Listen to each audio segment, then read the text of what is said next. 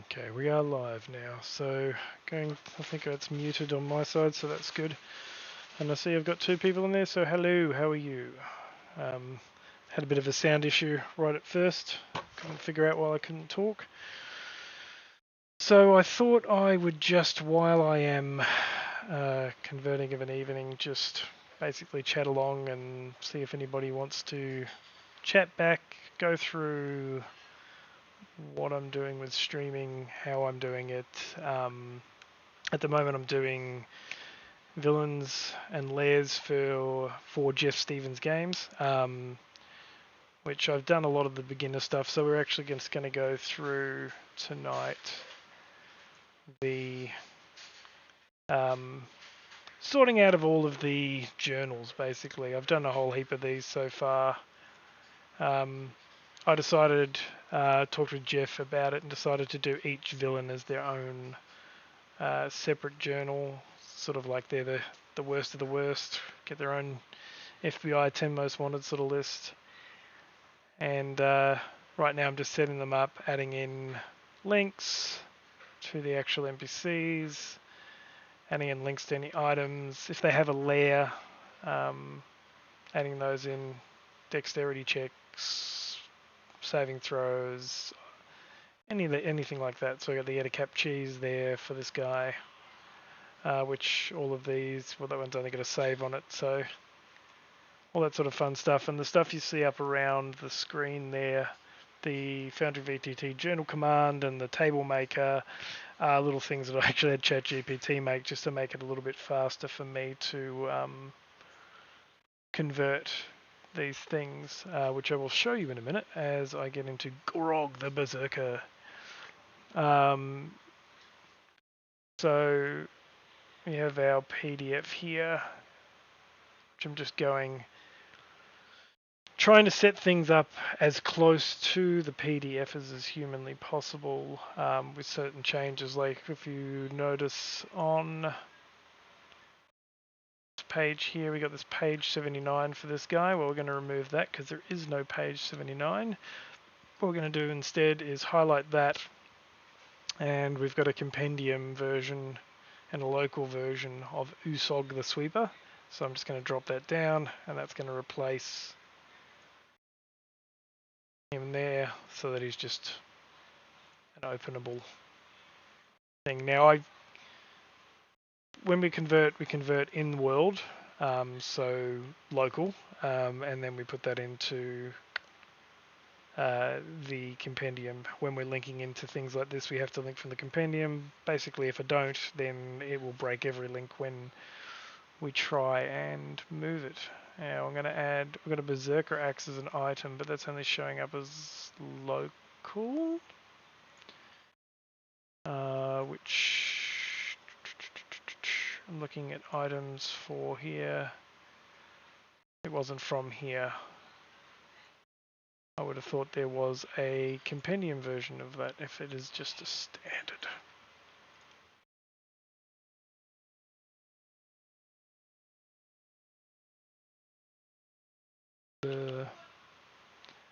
Okay, so the Berserker Axe is not as... Okay, that's why that's showing up like that.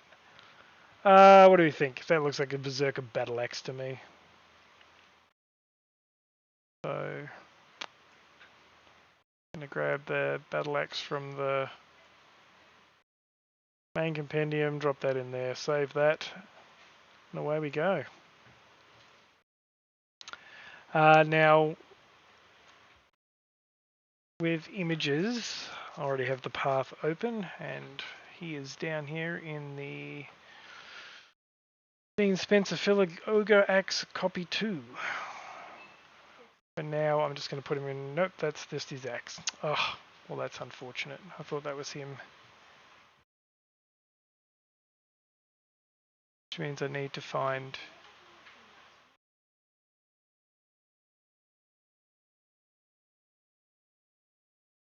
That is unfortunate. One thing you will find if you're ever in the business of conversion is that an awful lot of these images and stuff are named for whatever they were originally and don't always have the same. So sometimes I need to go back into the actual files, which I'm doing right now. You can't see off screen, and basically just go through and find out what the name of that particular item is, or particular art is. So a bit behind the 8 ball because of the sound issue. There he is, Dean Spencer, Ogre Tank copy.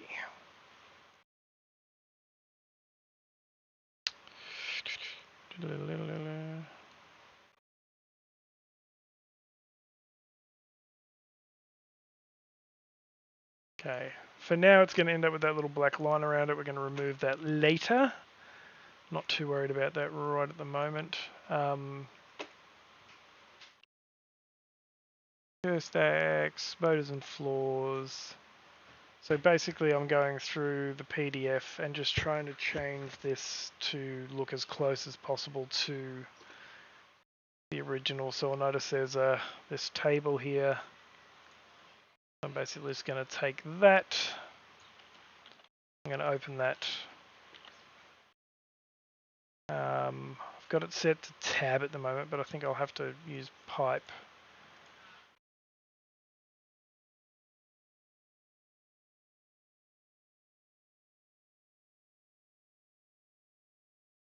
If I look at the preview, see that's all on one line with gaps in between. So I basically just set this one up so that if it comes out of like something like InDesign, it usually has tabs between them and I can just tab between them.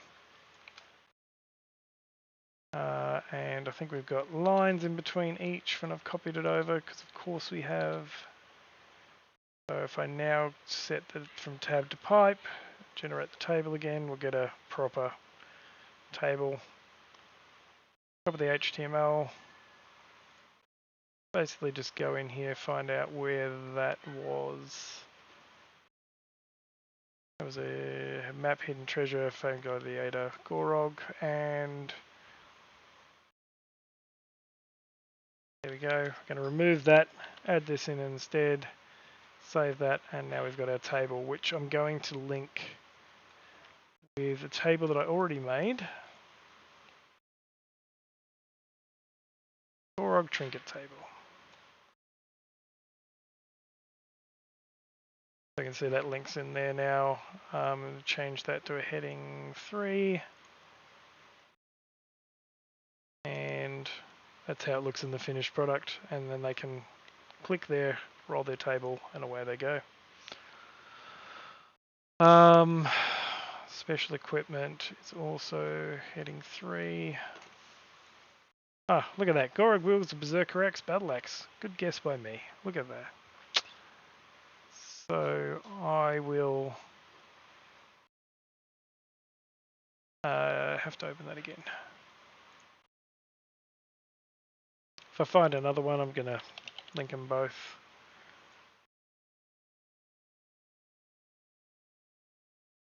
Make it... Highlighting them like that actually makes it become the text in the text brackets at the end there.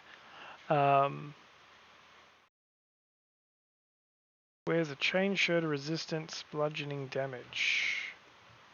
Alright, let's see if we can find a...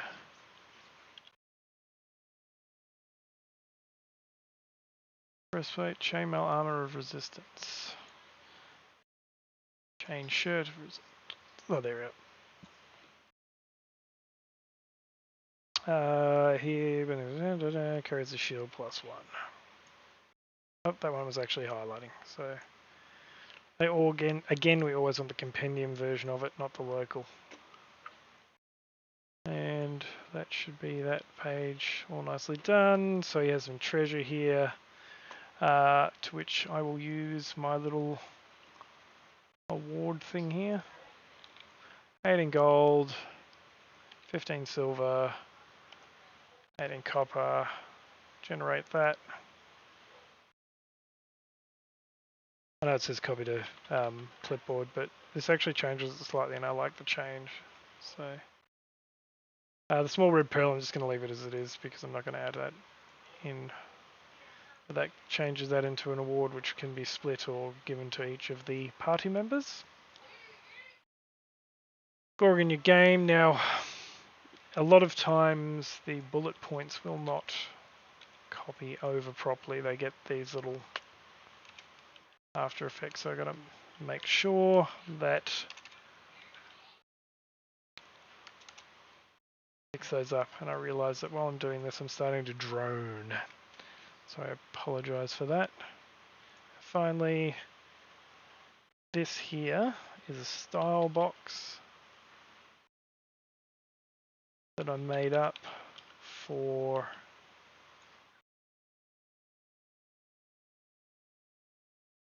that.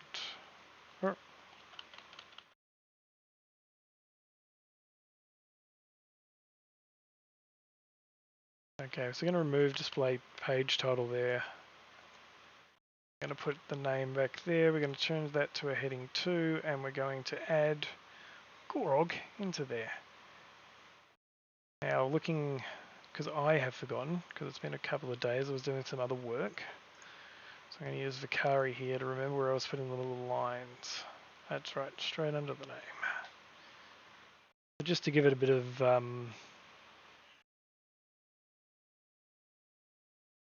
sorting as if it's a proper one. I've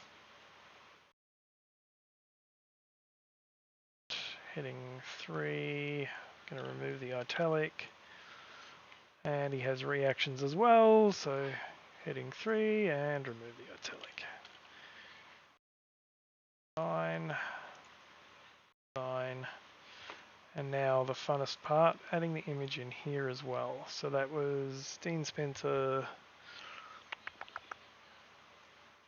Ogre Tank, but we obviously don't want it as big as the other one, so I'm going to draw that down to a height of 300. That's probably still a little bit big on this one, so I'm going to make it 250. That'll do. And I'm going to save that. Close BlokkaRoach. And that's all for this guy because he doesn't have a layer. Some of them do, some of them don't. And so what I'm now going to do is go back, find the images, and using this I'm going to change them so that they don't have a border. If there is anybody in and they want to ask any questions about any of this, please feel free. I'm not really looking at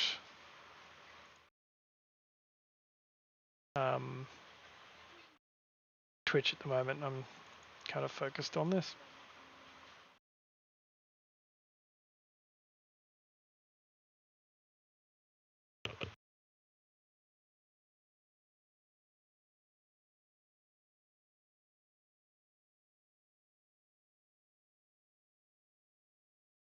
Alright, so it's just as simple as finding those little image source tags and just changing them to the border none tag. Now this one's a fun little thing. I don't know if it's meant to work, but it does. If I justify it right, it puts it there, kind of like a token. And that's what we end up with. So that's one of those done. I'll go through all of these, and then after these I've got all the scenes to do, which if there's any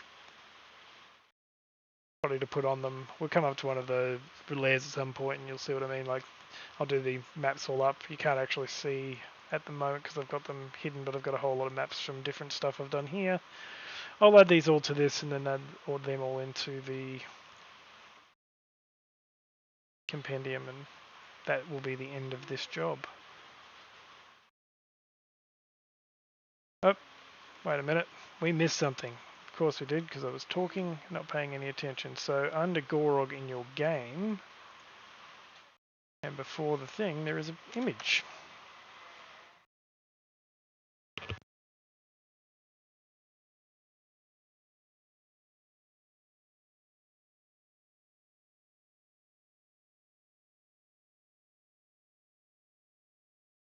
That's page 77. I don't see a 77 thing there. So again, I'm going to have to find out what this helmet's called. Probably under Dean Spencer Viking helm. Or it's going to be that one. And go. We might make that a little bit smaller. That's a little bit too big, so I might make it 400. Then center it. It should still be.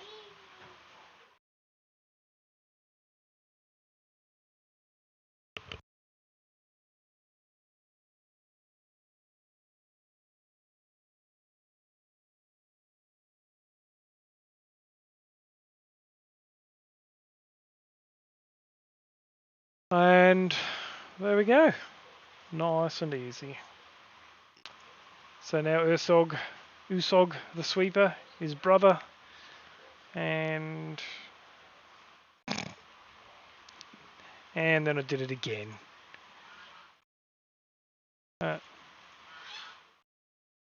This one, okay, most of them haven't had this many pictures in them, to be honest.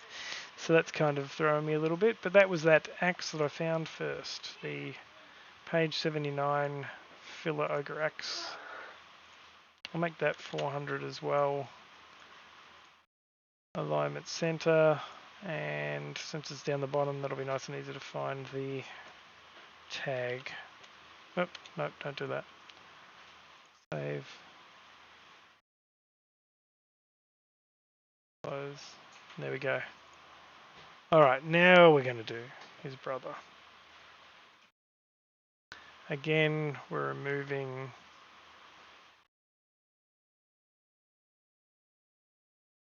the page. We're going to bold that because they should always be bolded. Remove the page number because there is no pages.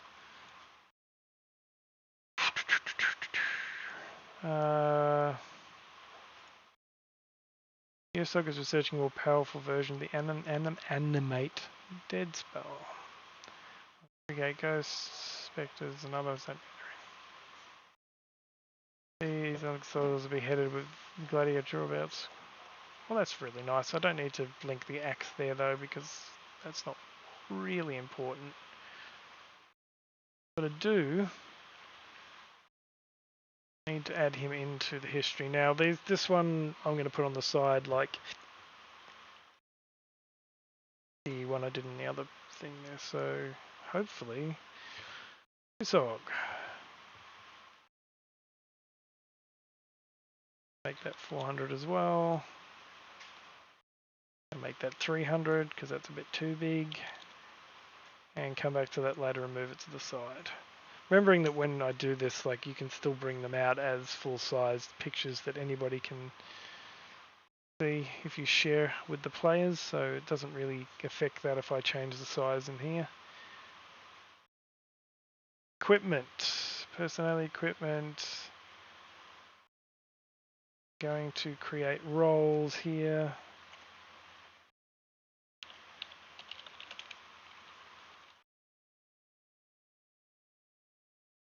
Simple as double square bracket role.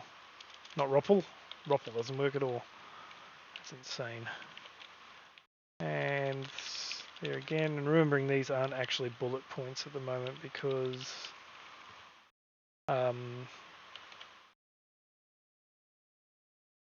Foudnry doesn't recognize them. Nope, and I've gone over and turned that into a 1, 2, 3. Try that again. There we go.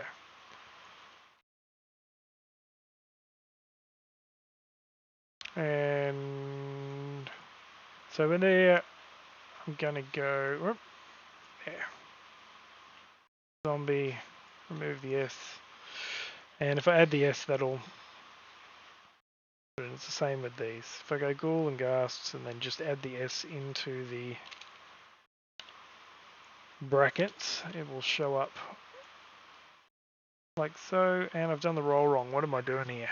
It's been a couple of days since I've done this, and I've just done it wrong.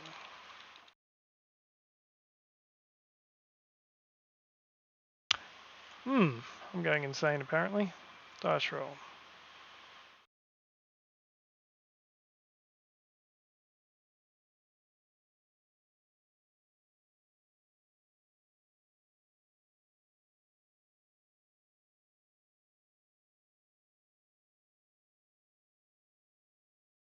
Why are you not working? Double check, copy to clipboard, paste this one. I reckon it's not working because it's on a bullet point. No, there is something wrong. Maybe because I'm sure that I've done this before. 1d8 plus 3. Let's try again. Something to do with formatting. And we've got a third one there. For some reason, this is 1d6 plus 2. Nothing worse than second guessing yourself when you know how to do it. 1d4 plus 1.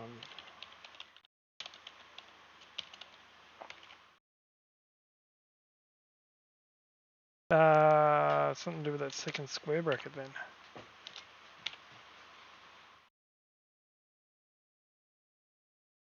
Let's try that again. Something wrong.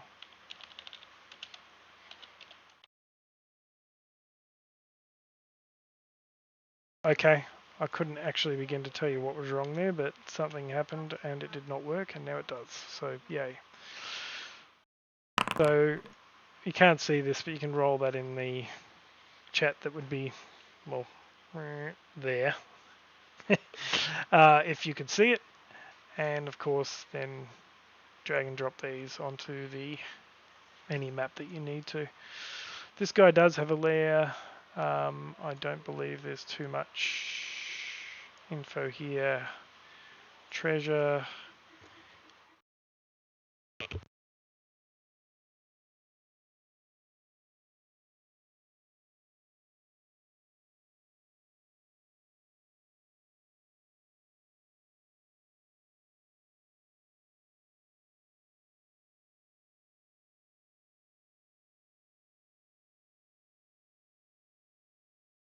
And generate reward. Replace that with it. Save it. And then we're just moving on to using USOG. For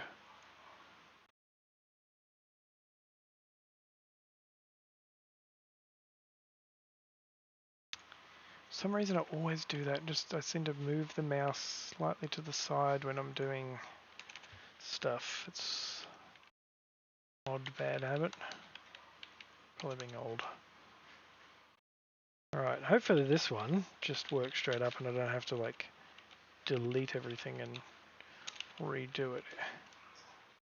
Just basically keep an eye out for any little dice rolls or anything like that that might pop up. And this one works straight away, so look at that, bang. And then we got him. The reason I removed display title from that is it's called that on the side, but I don't want it called it in here because it'll end up with two headings stacked one above the other and it just looks a bit weird. Go.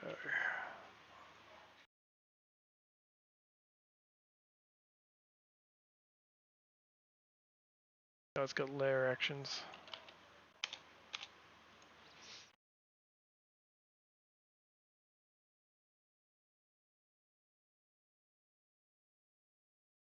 There we go.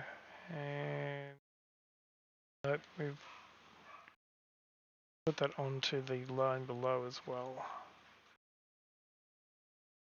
There we go, that's better.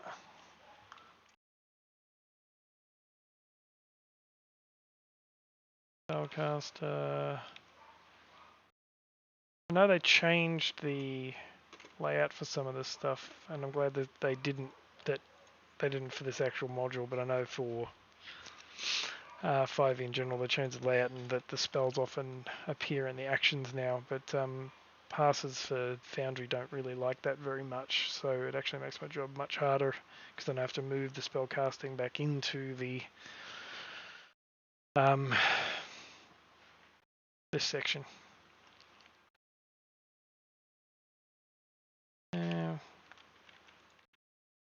I don't tend to put too much in the way of automation into these blocks because these blocks are just for show, not for actual action, and the actual block is linked above, so if I show you that in a second, I'll put the image in first. SOG. Where are you? There you are. 100. Add. Where it's linked in here, got layer actions, corp train, and if we have a look at that particular item is just to use. There's not too much to it, but some of them have a lot more involved in them. Notice today that a lot of these things that I'm opening seem to be open now, even though they were closed previously.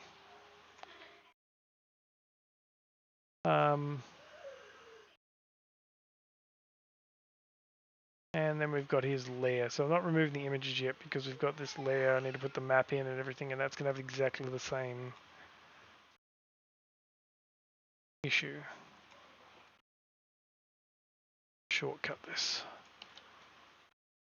Okay.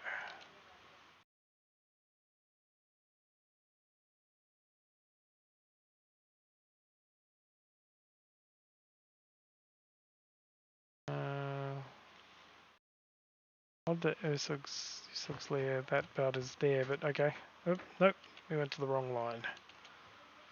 7, we've got a nice big long table here, then we've got area 8, area 9, area 10, area 11, another image, 12. It's actually a fairly big layer for these. Now these are going to have a lot of like the charisma saving throws and stuff like that through them, so I'll be adding those in. I like to put the first map at least on just below, but just above area 1, even if it's not quite there. So it's in between area 1 and 2, but it looks better here. Uzog's lair. Uzog lower, Uzog upper. What do we got here? Uzog lair compound. And then the other map is, I'd say that's lower, so I'd say this one's upper. Can always change it if it's not. Oh yep, I guessed right. So we've got 1, 2, 3, 4, 5. And then we start at 6 for the third one. So again, I'll go here, place the next image. Dog's lure. Now these are just for GM resource, whatever you want to call it. And the actual unmarked maps will be added to the scenes later on.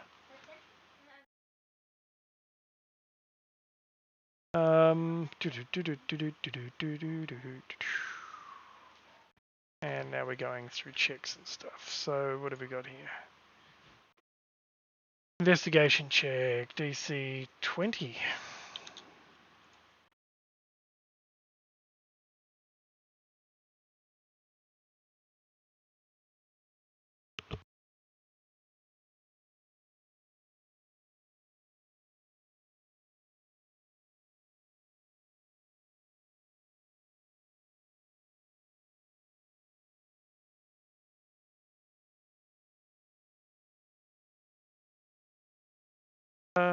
Alright. So now that is an investigation check. Obviously these keep coming up with this yellow warning above because I haven't got them assigned to a token. If I put a token there and did them, they do work. I promise.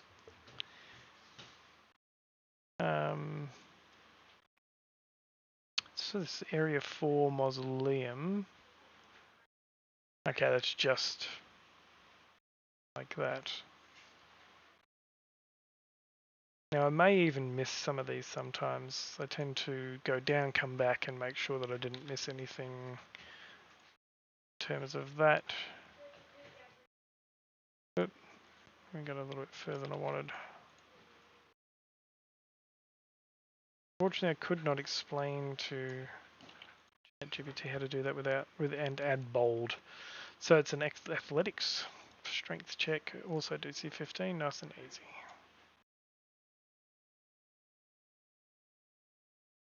So if anybody's paying attention and you want to do this in your own games, this is easy enough. Oop, and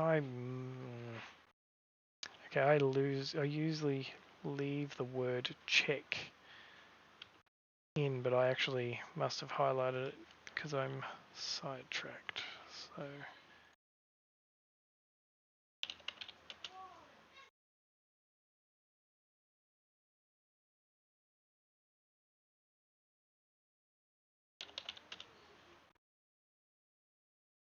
bad me. Athletics check. General features, we're going to put that down to a heading 3. Don't really need to, but I'm going to anyway.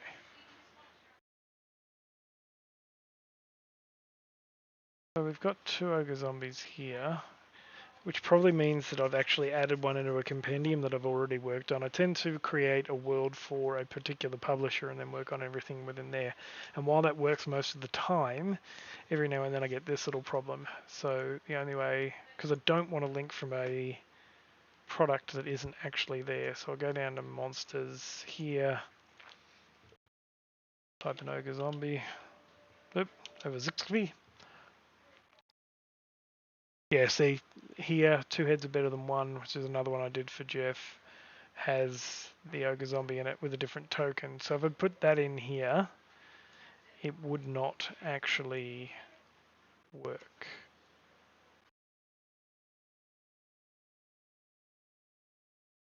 And so I need to make sure I put the SRD one in.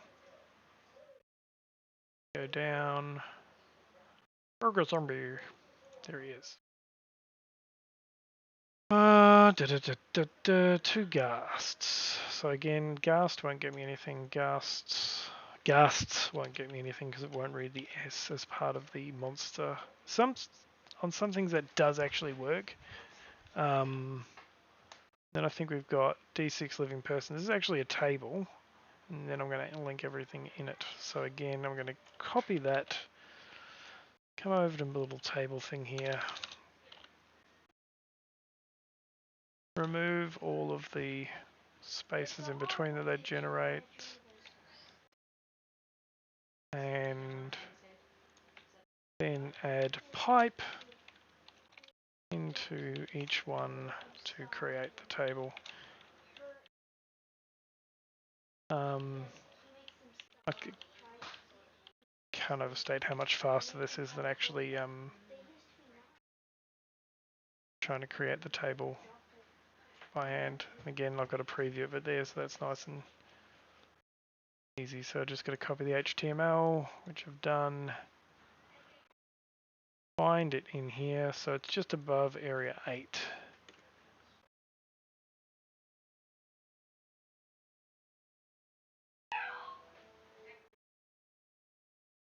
I may have gone too far. Yep, I've gone too far. Trying to look for the word area 8 sitting in a thing under a heading, and most of the time, see there's the ghasts.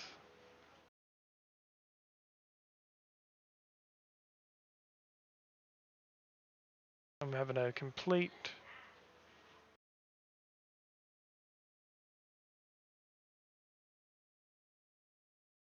there we go, area 8. This is just above area 8, so basically from there and up to living person. There's there's area 7. Still alive.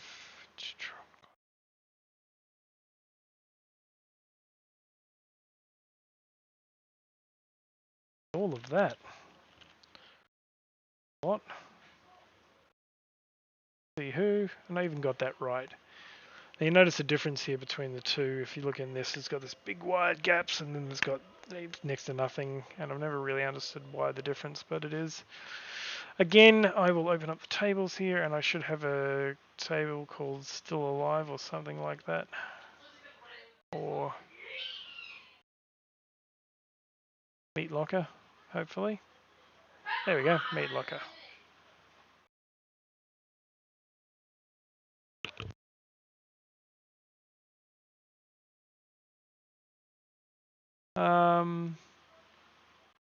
And again, commoner.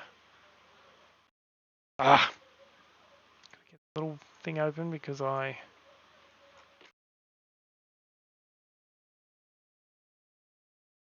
knew it would be the case. Slime cave of normal commoner.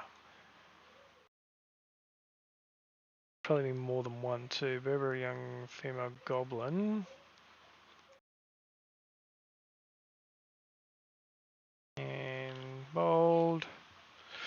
So got bandit on the next one. Nope.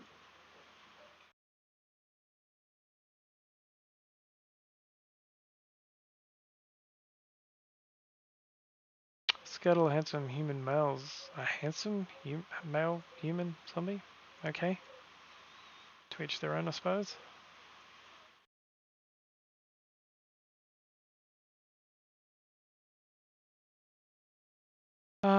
Then we got a bear, and then a check on the bear. No bear.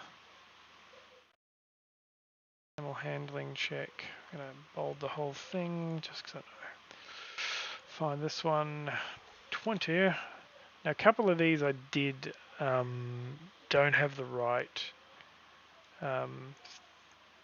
abbreviation after them because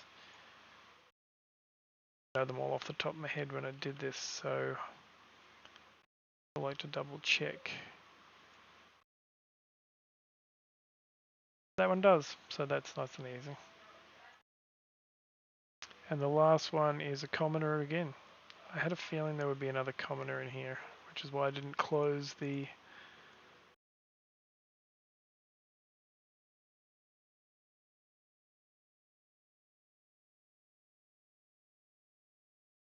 save. And there we have our table all nice and working and without this bolded like I thought I had bolded it. There we go. So, then we go aerate the necromesh, say con save.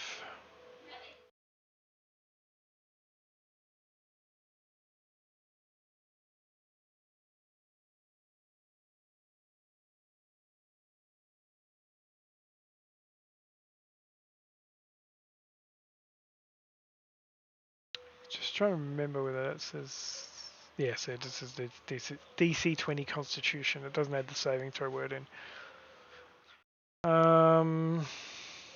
Nothing. 3 ghouls and a ghast. Again, the S will not pick up the thing. Ghast will pick up.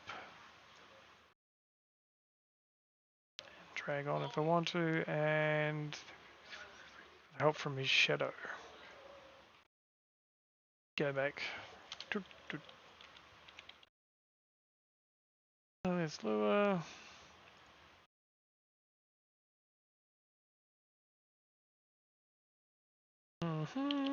Slash roll. Nearly.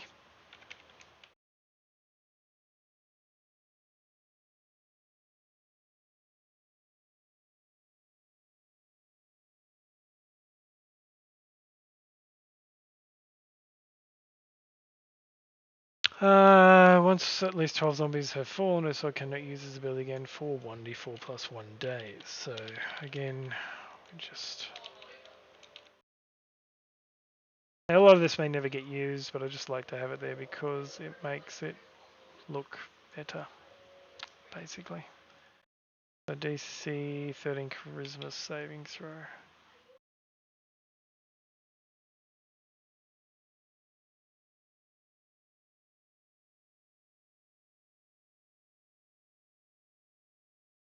Bold. Nope. Again, I must be hitting something that's already bolded and then taking the bolding out. Trying to constrict a snake, but it's an elemental. No, I'm not going to make a new one, so that's easy enough to do.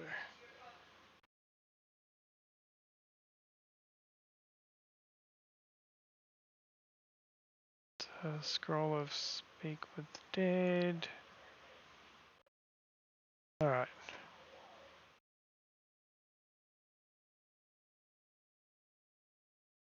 I'd just like to point out while I'm doing this that this is in no way a tutorial on how to do this. There's a lot of stuff that I'm not showing on the screen because I don't want to. I don't want to spoil too much for anybody that's going to look at it. And people watching, you may have a better way of doing this. And if you do, cool. You can even let me know if there's a quicker way of doing stuff. I would love to know that. I've been doing this for about 4 or 5 years now, and I've had quite a bit of luck, but I'm always willing to learn new stuff. So that looks like it. I have another save and then another quick. Wait a minute. Well, I'm going to link him in there because there's a 25% chance that he's there, lurking. Nothing worse than a lurking berserker.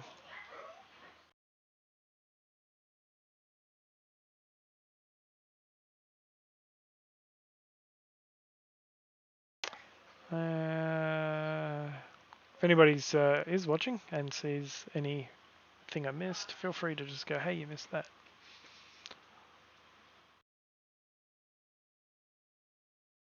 Always worth paying attention to that one when looking at these, because later on when I do the scenes, I'm going to have to decide whether or not to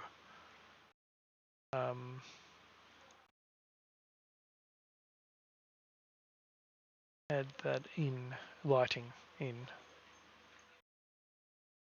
Nope, that's it all. So now I'm going to go back. That's the last of this. I'm going to go back and grab this again. I close, go back up to the top. First one, nice and simple. Save it. Light it right. Save it. Boom. Might actually make the... no, I'll leave that. That's alright. Same again. It's going to be the second thing after the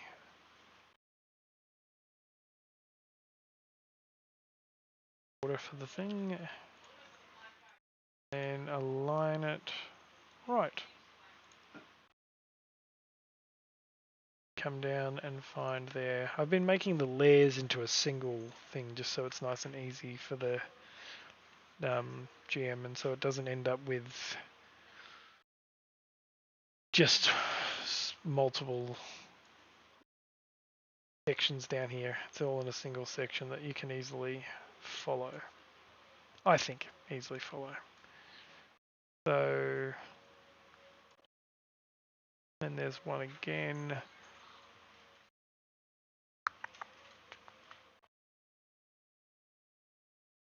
There it is. That should be everything. And they look so much better without the black lines around them. So the sweeper, now we're moving to priestess, Rakna.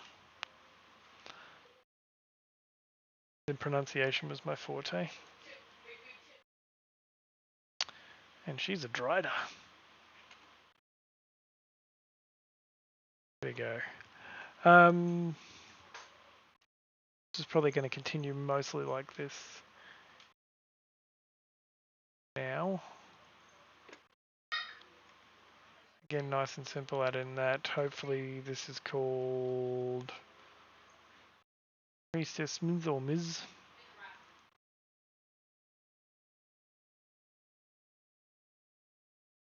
Should be that one. 400, save, 300. There we go, that's better. Motors and floors, personality equipment. We got another table, a trinket table. I simply pasted everything in here a little while ago to get to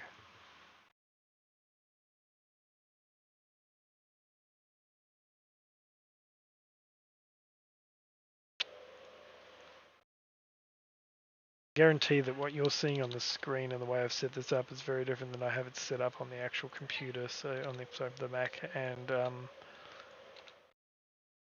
having to kind of flick between screens that are overlapping each other and all that. Normally I've got two monitors and I would have them all stretched out, but because I've got all of this open as well, that's kind of meant I've had to rethink how I set this all up. Copy HTML, okay. Let's say that because it goes down to special equipment. Alright, so special equipment.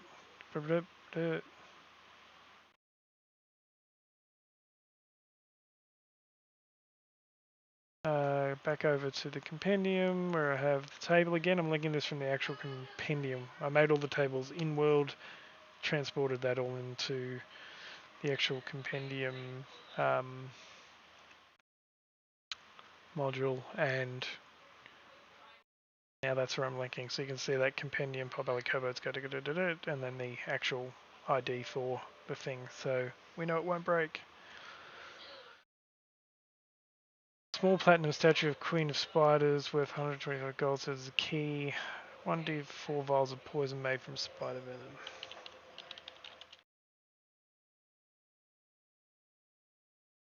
The thing with poison? Nope. 1d6 gold and spider eggs.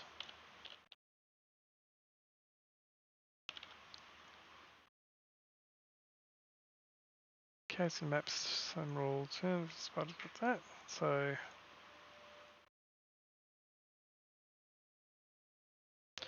special equipment.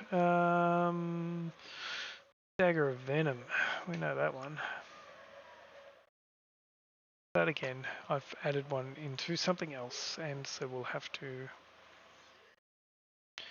Dagger of V.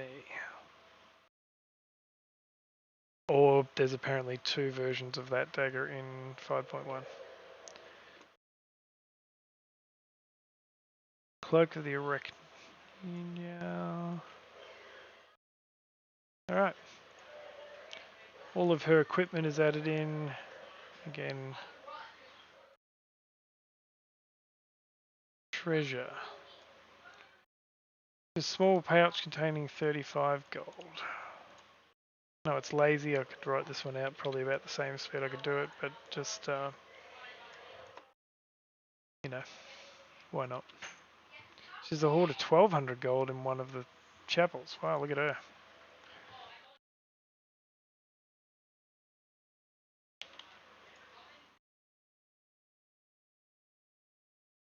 She's got to pay people. Well, you're going to steal it when you go in there, aren't you? Alright, now the priestess in your game. There we are. I do like that even though these are villains, there's a lot of, you know, positive things. This whole, not every single thing requires a bad guy to be bad. That not everybody is just bad, so they could actually help you. Strider's not known for their helpfulness, but who knows?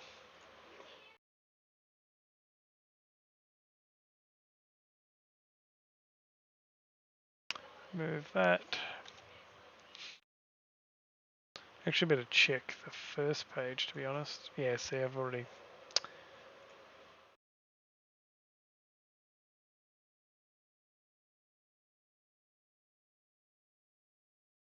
I think I'll have to go back quickly and do the other ones because I want to remove that. For the same reason you end up with priestess, it just looks a little bit odd.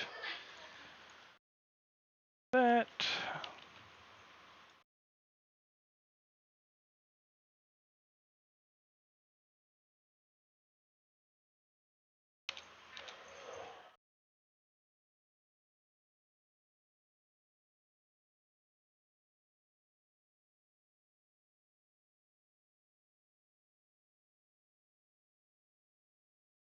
There we go.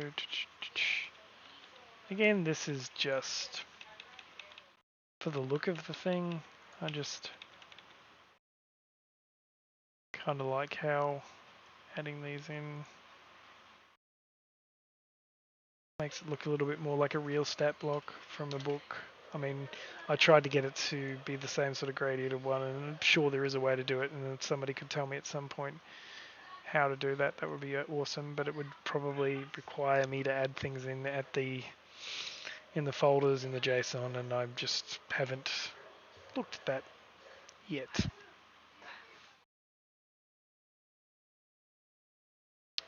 TBH.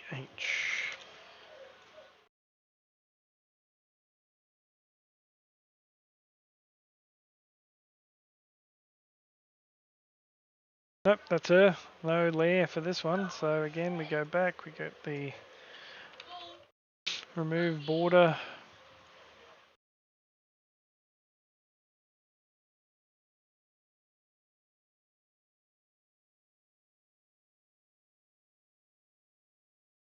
Line it right, come down, do the same thing again to this, making sure there's no other pictures. Okay, there isn't.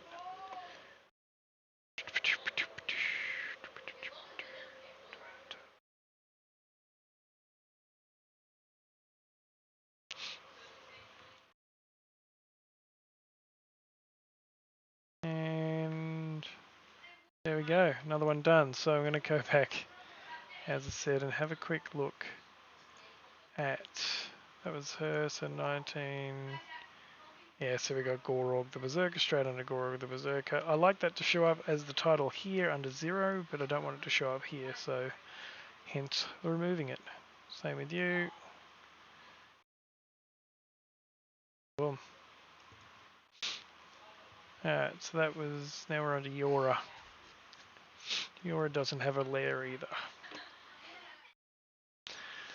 Youngest of 8 children. We're going to add the image in.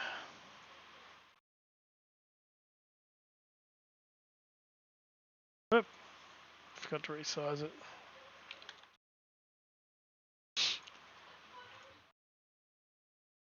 Sometimes doing this is simply a matter of what works in any given situation and not like a completely set way of doing things. Okay, so here we have Quicksilver Tattoo. So this gives me a chance to use something I haven't yet. So special equipment, heading 3, Quicksilver Tattoo. I'm going to come in here and I'm going to go to here, and there was another little div right there. I'm going to put in just above Quicksilver Tattoo, right there.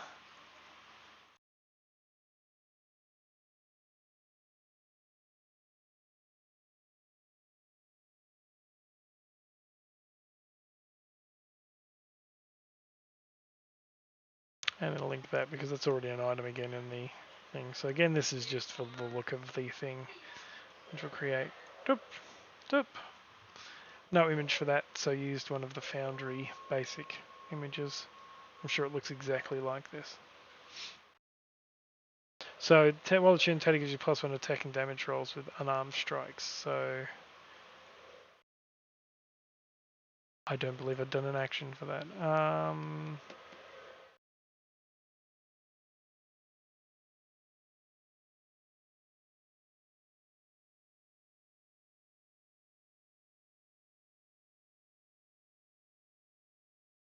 Activation. Activation is special.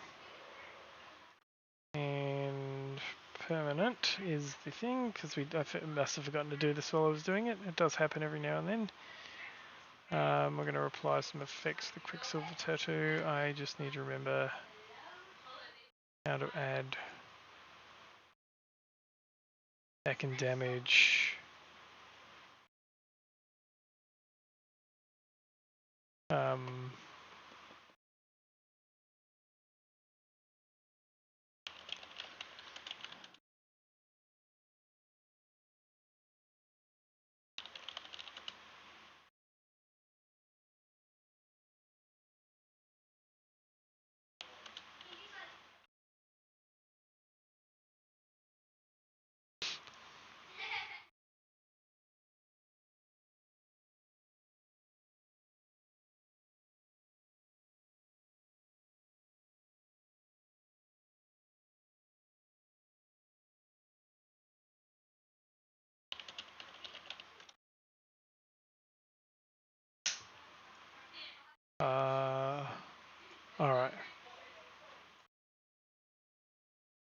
gonna have to check this one because I'm just actually looking. It's been a while since I've had to do one of these, so I'm not 100% sure this one's right.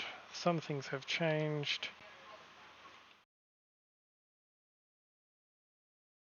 Last I did this, which is probably why I missed it, to be honest. I was probably just like, ah.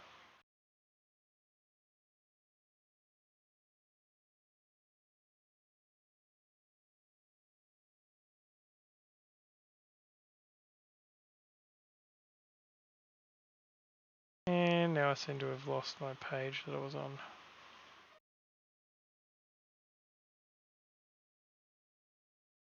There we go.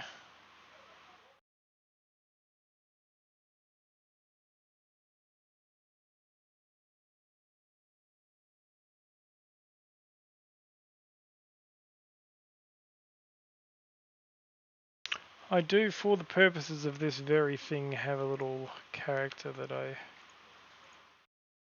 will use, but I seem to have gotten rid of him. Or maybe I hadn't done him on this one. I usually call him something else, but for this I will just call him Test.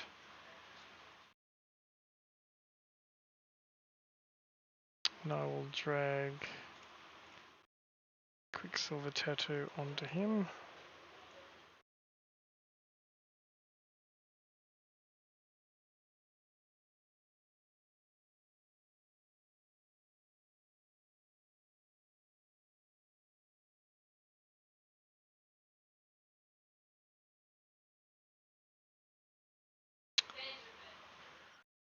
I'm going to have to drag a weapon onto this guy as well, aren't I? I haven't done it for unarmed attacks, so just go a dagger. No, let's just go a long sword.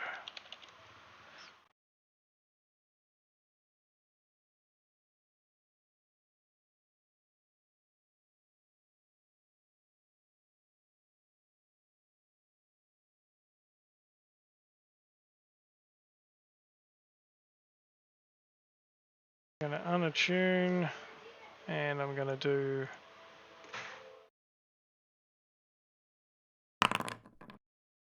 then I'm going to attune and do the same thing.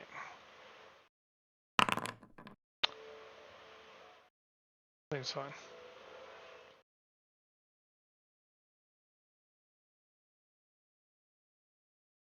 Might come back and have another look at that later when I'm not streaming because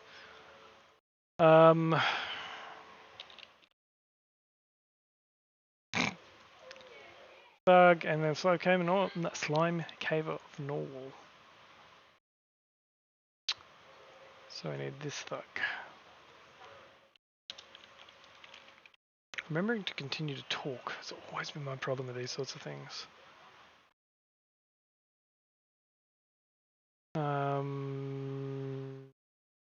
Start 30. Sorry, kids in the background watching movies.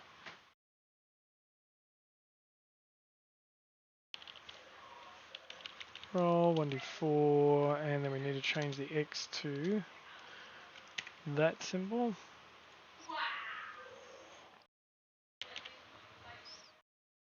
Twin nerve, twin gold and stolen jewelry and coins, like and silver coins. Not working that out. So did that? Yep. So that was 300. That came up as. So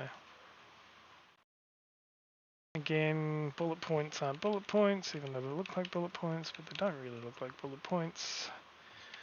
So get rid of them. And away we go.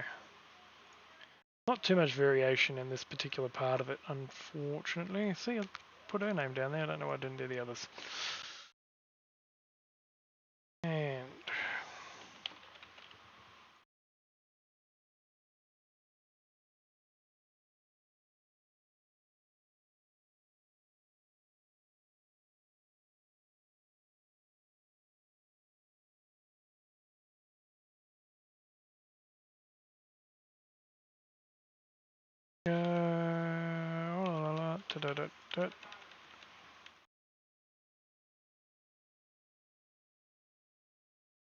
we have just act. Oh, she has reactions as well.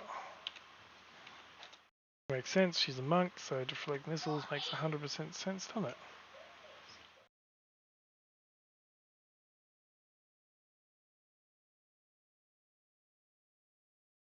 And then the last bit, as per the other ones, we will add in your, I'll make this one 250, which is quite a big image. Save it, and I believe that is the bottom of it, so again, I may as well go and just do this one backwards since I'm already here.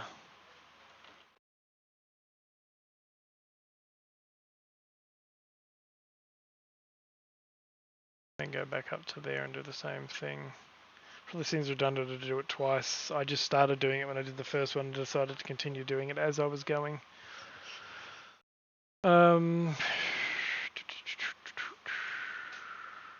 Saving, alignment, right, save, and there we go. One of the dramas with, well, dramas, that's not the right word, one of the things that happens with switching between 3 or 4 different VTTs is that you often have to get your brain back into the right, well, the right VTT, because you end up, they do things very differently and you end up trying to do things the way that another one does it sometimes, just because you've been working on Shard for 2 weeks and then you've been working on Roll20 for 2 weeks, and then you're back on Foundry and you're like, why isn't this thing working?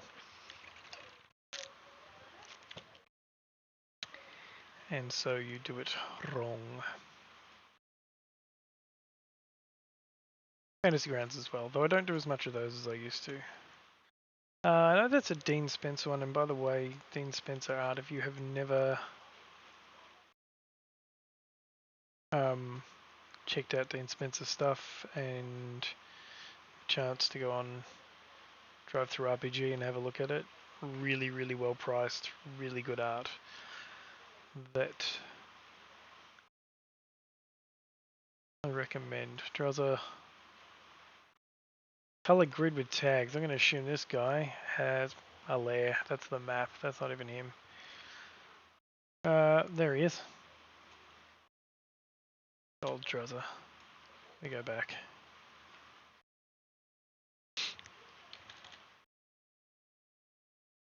Alright, save that.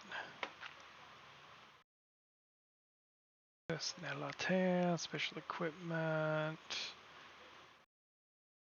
Again, another item that I can add the little thing for. Actually, I'm just going to put this at the end because it's easier. Add that, put that there, and then I'm just going to drop that down rather than trying to find where to put it in the middle. 2, don't run. Like, that's some serious range. Imagine shooting an arrow 1200 feet from just like, I mean, it's not, it's like a recurve bow. I don't have compound bows, so somebody might tell me that you can do that, but I wouldn't have known. Any valuable jaws of steals from the prey are stored under rock in their lair. Should be found with a DC 15 Wisdom, Perception, or Intelligence Investigation. Now it changes up a little bit because it doesn't really seem to work to make them... Like, you can add the brackets on, you can change what's in there, but it doesn't always work quite as well as it should. So, Perception... And I also don't know why ChatGPT made that in a different order. While I do not like AI stuff for actual creating content for this sort of thing, little tools that help, I've found this invaluable personally. DC-15 investigation, so there we go. Apart from that, AI bad.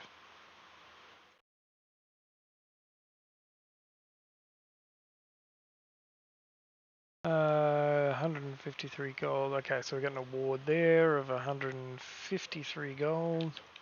Nope, not 1530 gold, that's a bit much. And 236 silver, and then the rest. Generate.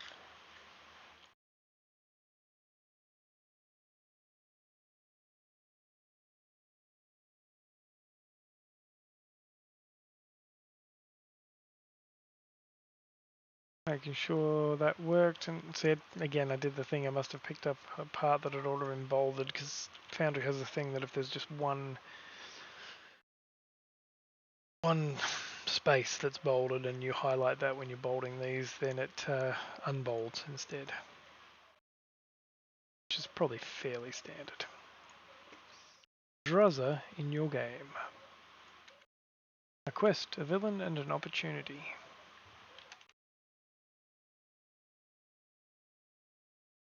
Death, 500 gold. Like, so again, I would do that one. Why not? That's a good award.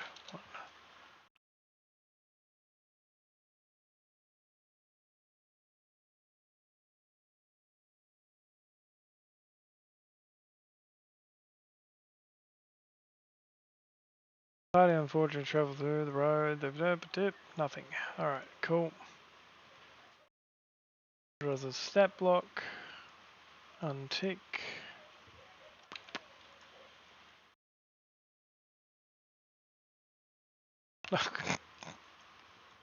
Every now and then. Another guy with some lair actions.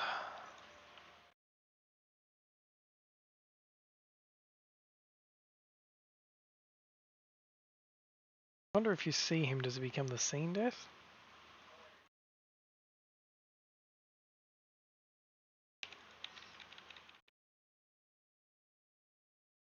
Alright. Reactions. Legendary actions. Lair action. Nope. Not what I wanted. Lair actions and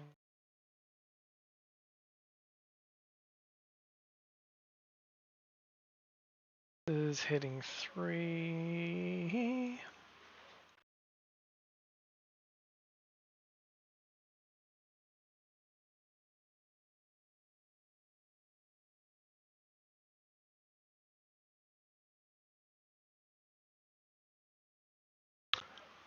And again with the art, there is a lot of repetition in this sort of thing, so it's exciting. Would be much more exciting if there was chat, but again, I'm not actually looking at how many people are in here, so there could be 0. Druzza.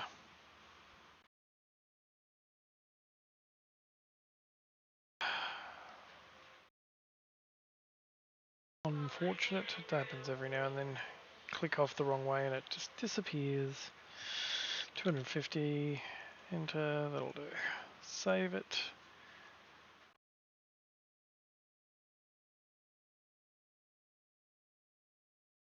Strategy.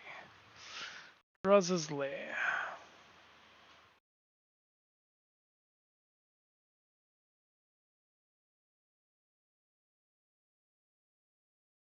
Okay, that's the map.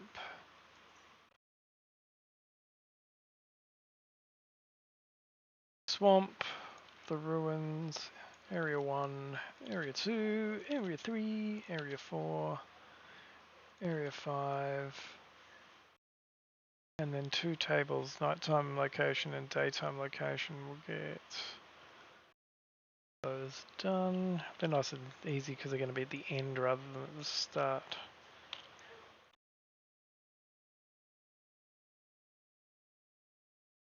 What did I... Oh.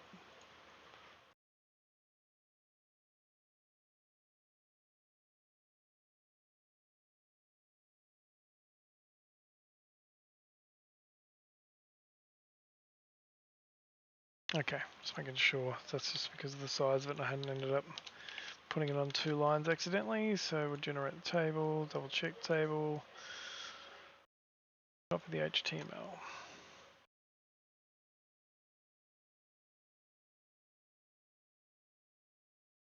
Daytime location, so here, and we've got from nighttime location there. Nice and simple, and we're going to do the same with daytime location now.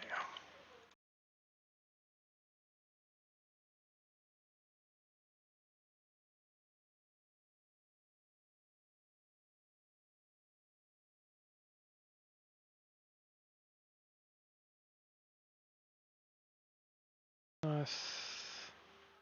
Again, HTML copied. This one should be a bit easier to find because it's right at the bottom. And there we go. Going to change these ones to heading 4s now. No, I'm not going to do that because I clicked off instead of clicking on.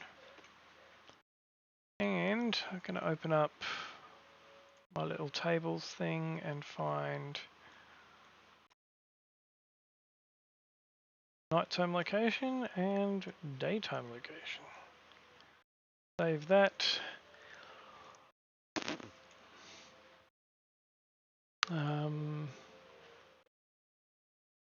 away we go. So again, I always like to put the map just above area 1.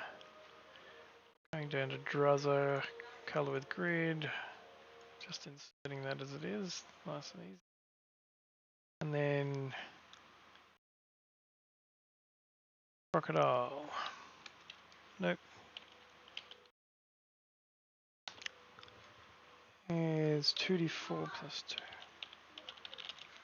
When I do the maps for this, I will actually add the 6 crocodiles onto the map under the swamp. I'll do like an area thing. I might actually be able to show you.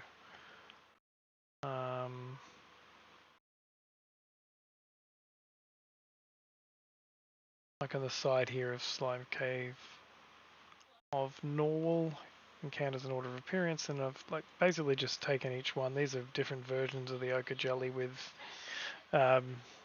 like for a tier 1, 2, 3 sort of encounter, rather than putting them on the map because they would just clog up the map with too many tokens. So I tend to put them down the side so that a person can go, oh yeah, I'll just use that, or I won't use that, or I will use that, or whatever they want to do. And these are actually outside of, like, no player's going to see them, even though they're not hidden. If I go to walls, there's a wall all the way around the outside of that, so the players can't see through to what's sitting on the side unless the GM accidentally puts the player's tokens outside that area. Sorry, going back to the landing page there, and hiding the maps. Alright, so we've done that.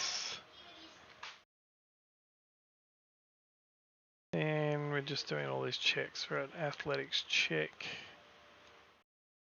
That's a 15 and a 12. Oh, well, we're going to be, we use the same one twice rather than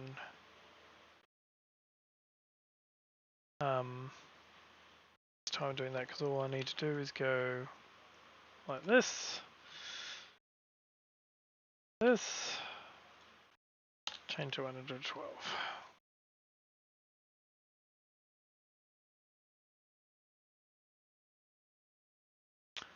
12. Failed 1d6 piercing damage. So if I go /damage now,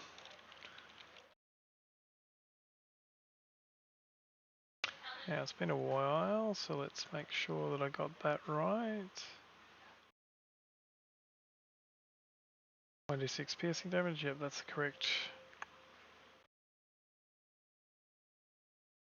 1d6 slashing damage. Alright. You get 2 different commands. You got slash roll for just a standard roll without anything, and then damage apparently. Savage. And damage for actual damage. You want to include the type inside the square so that it will pass that. So piercing damage. Add anything else you want to it. Make it a crit. Make it private to the GM. Public roll. Whatever you like.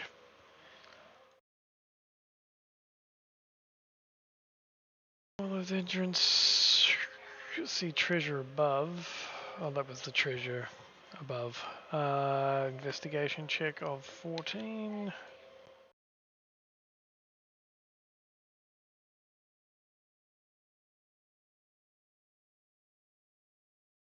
Routine.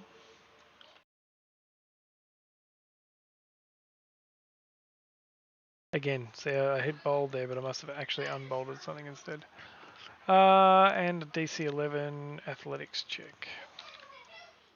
I could run up to the top where I just was and like go up, back up and just copy that one, the 12 or the 15, but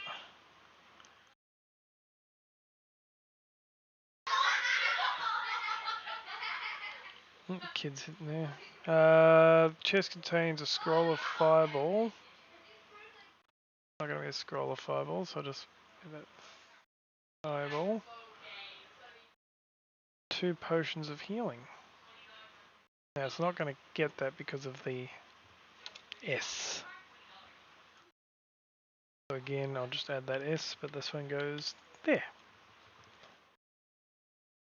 Passive perception 17, I'm not going to worry about that. And aura 17. Perception.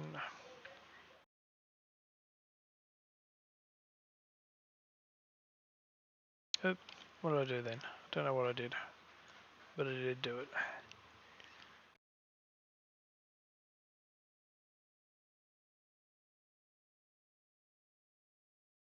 DC 13 dexterity saving throw.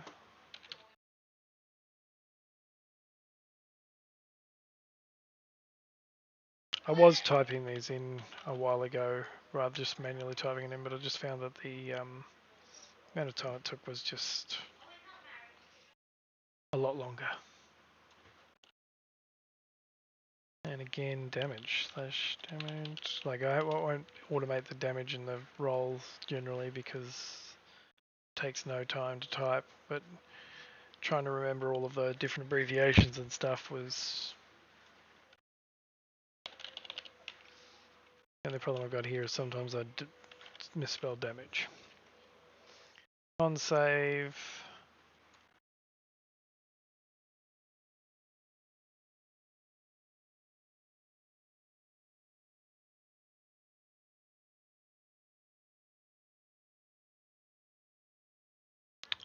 Become poisoned for 1 hour. DC 15, wisdom perception check.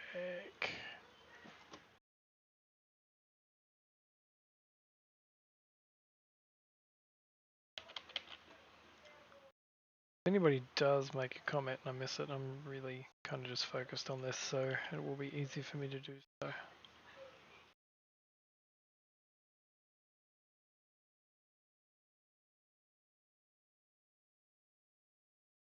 And DC 12 check using Thieves' Tools.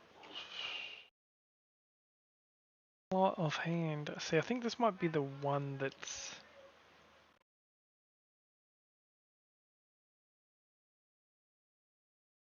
Actually, it just says DC 12 Dexterity, so I'll use Dexterity.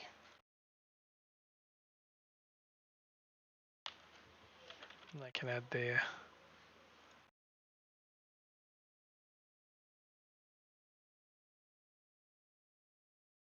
Add their proficiency with Thieves' Tools to that if they want to. Passive. Oop, Druz's location. We gotta miss that. 16 perception. We're almost done.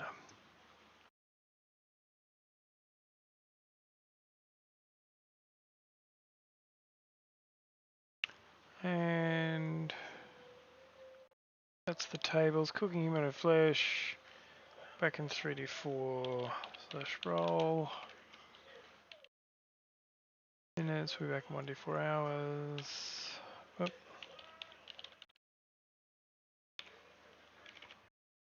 Area theory, 11th party. And if we go down, there we go. Alright, so all that's left to do on this one is again to remove the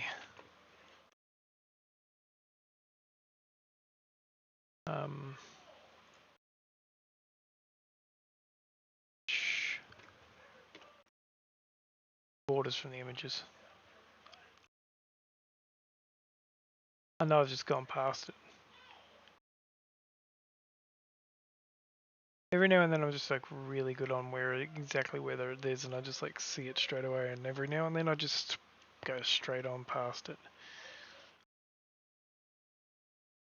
And it's like, it's always going to be right here. And if anybody watching is seeing it, sorry. I'm going blind in my old age. I'm in area 3 bedrooms, so that's well and true. Right there. Look at that. Boom.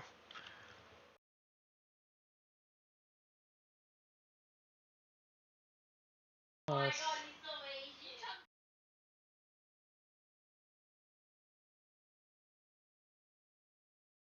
And to the right. Save. Whoop, what do we got here? Why have we got this?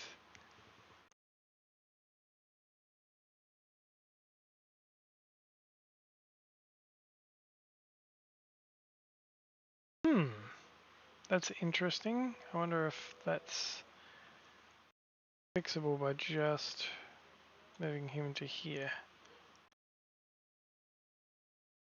Back up to here. Up to here.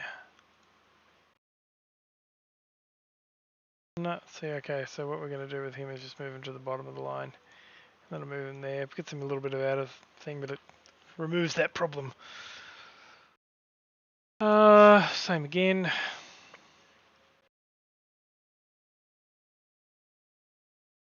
Hopefully just aligns right. Yeah, okay, that one's fine.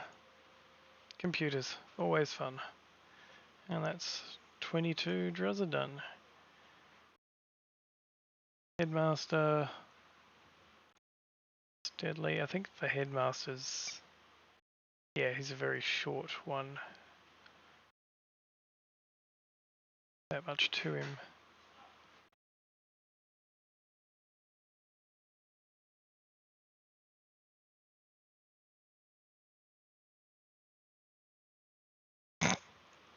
Did it again.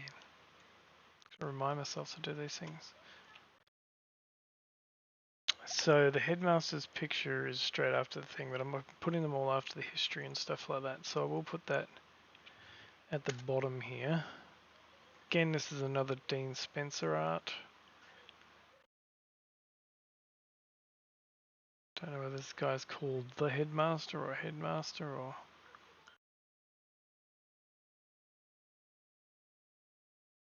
He is called headmaster. Put him in at the original size. I will still remove the border from this, even though it's not really that thing. I can still see it. Gets in my head. It worries me. Not really. Minions. Oh, 1d4. Says to chain accompanied by /roll. Wonderful. Disciple of the Spotless Hand. It's his little monster.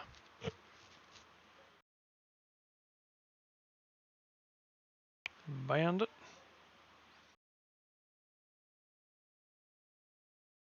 And a captain or spy. Now I think this always comes up, but I think that the compendium searcher thingy majiggy doesn't like 3-letter words. I only think it's like just about any 3-letter word I put in, it will not pick up as a monster. Definitely spy every time.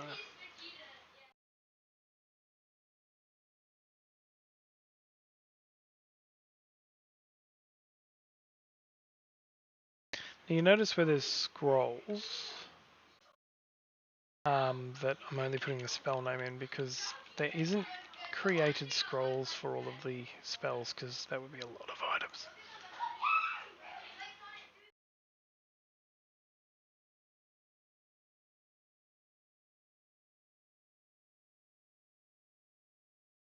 Same else whereas there's a golden braces of defense.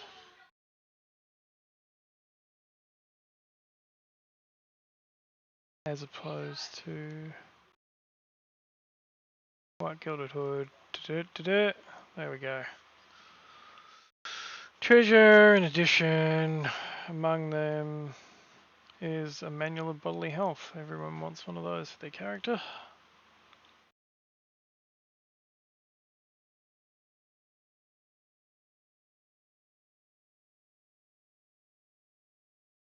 I know this has been an incredibly exciting look into converting and how repetitive it is. There is a lot more exciting things that go on than what I'm doing right now. This is the kind of tail end of all of the stuff that I'd already done, so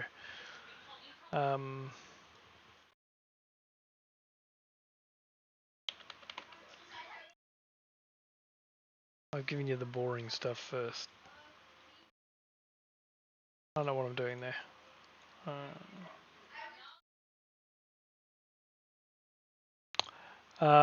So Disciple of Spotless Hand.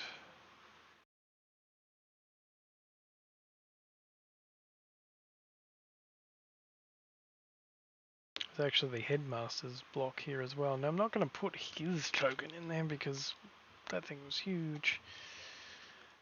I'm however going to put his... Oh, it didn't do it again.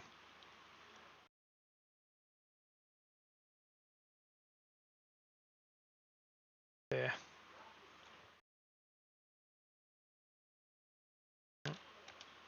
Alright, cool. I can actually make a gap between the two because I think it would look terrible if they were butting up against each other.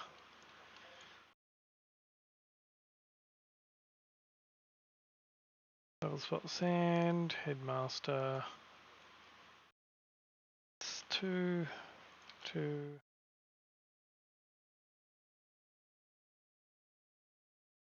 But yes, when I first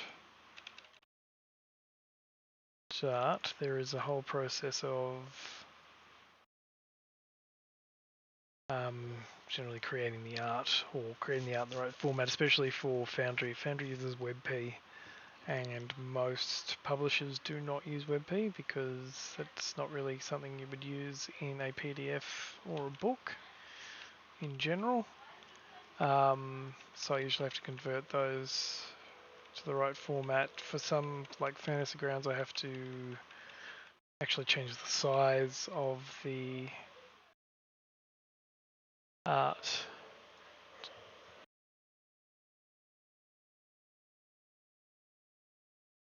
I feel like my headphones just went flat.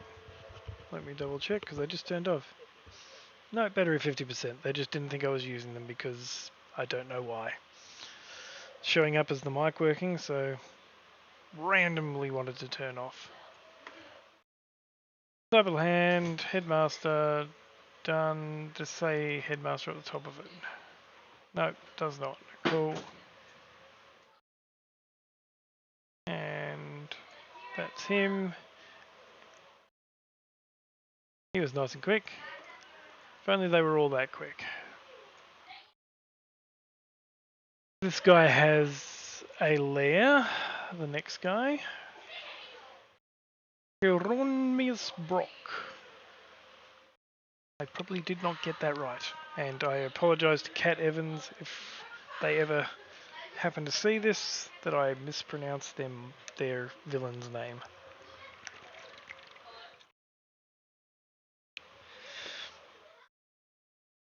Who is Rosebrook? Oh, you know what I said? I said I was going to do it, and then I didn't do it. And I said I was going to remove the border from that image, and then I didn't. I don't know if you can see the difference there, but I feel like there's a difference there, and I'm doing it, so I'm going to do it the way I want.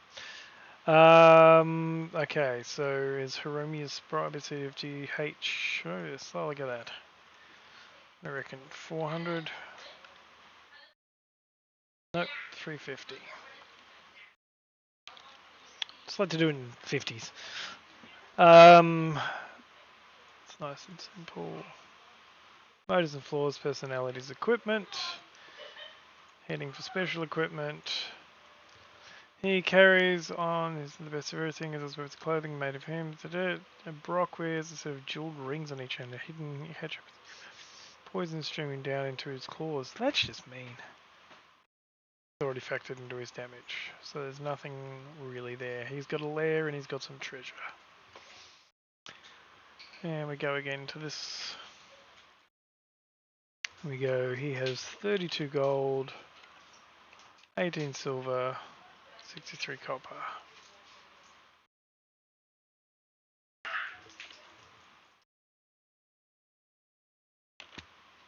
Done. Brock's real treasures are in his elegant home. His collection of art, ornaments, and furniture is worth over 10,000 gold, and a lock safe study requires holds 1319 platinum pieces. Well, I'm going to do that first before I do the dex check, because it's redundant to go back to the one that I'm already at.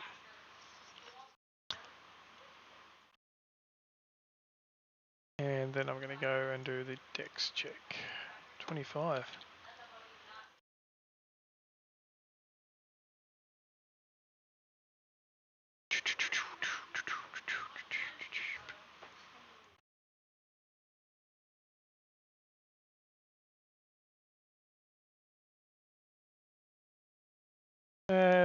Hello, sorry if I missed you and that was ages ago because I just looked over. It is going quite good. Just converting something for Jeff Stevens Games and basically letting people get a look in at what it's like to convert stuff for D&D.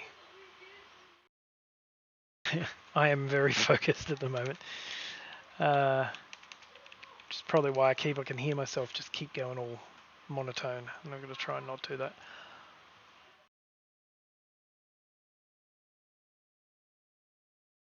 Didn't do that. So if you have any questions about conversion or whatnot, feel free to ask away, and as soon as I see them, I will definitely answer them. Flicking back.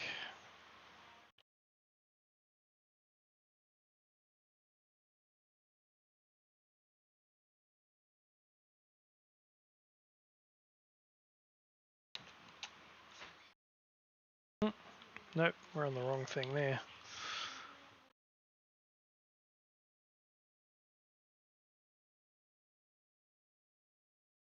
Alright, so just another stat block.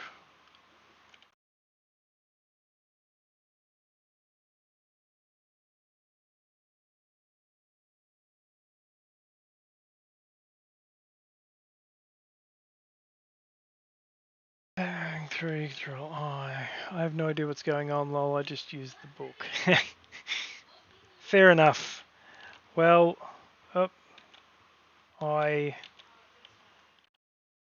am the one that makes the book work on Foundry or Roll20 or Fantasy Grounds or Shard.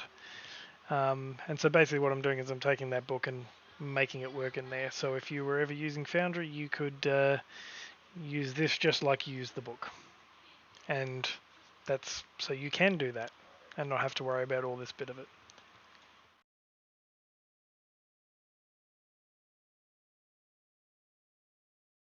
Uh, 250 because he's quite large from memory. Yep.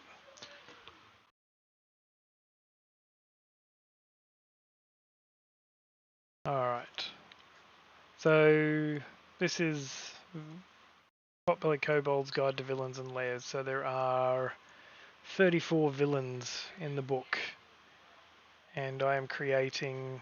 I heard a sound then. I have no idea what that sound was. It was probably something important. Creating all the separate villains so that you could drag them into any game and just use them as your villain for that whatever adventure you're playing. And so Culvert House, entrances, exits, and right now I'm just making it all pretty and workable. I've done most of the background work already. Oh, this one doesn't even have a map. That's good. So the set, put the art at the end. Don't know what that ring's called. Probably page 98, 97, Poison Ring. There we go.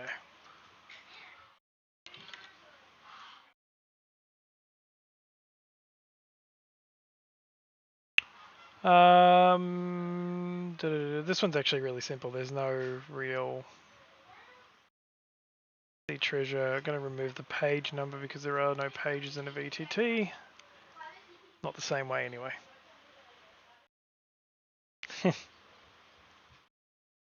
I plan on running a double adventure by somebody I did a conversion for called Crown of the Oathbreaker and Torrent of the Spellhoarder by Elderbrain.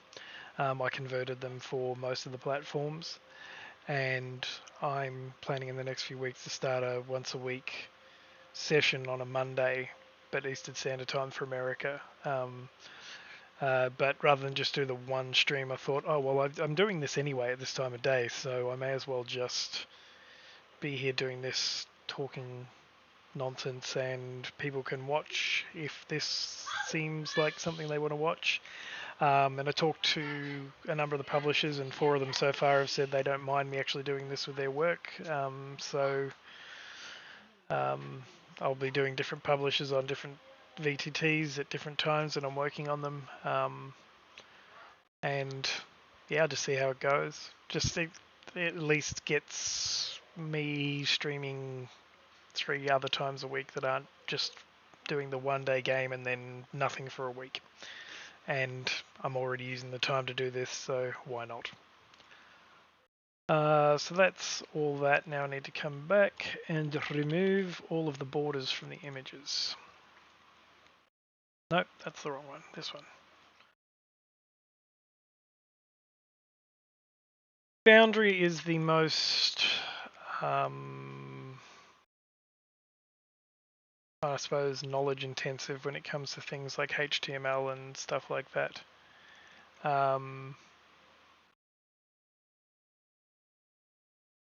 Yeah, but I chose to do this job.